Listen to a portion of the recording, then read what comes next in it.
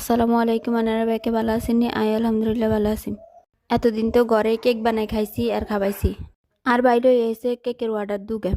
ভাইয়াগো স্কুলে ক্লাস 5-এর বিদায় অনুষ্ঠান উপলক্ষে এই কেক দুনুগো অর্ডার দি দিছে।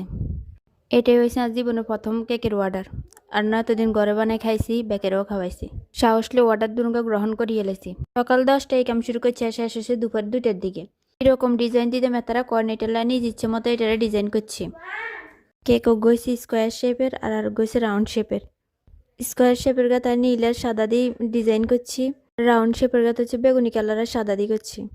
কেকের মধ্যে যে লেখা লিখতে করছে কেক সেট হয়ে গেলে কেক এর নাম এবার লেখা এটা লিখে এলাম। লিখতে করছি বিদে 5 মার্চ 2025। এটা শেষ হলে এটা আবার ফ্রিজে রাখি দিব।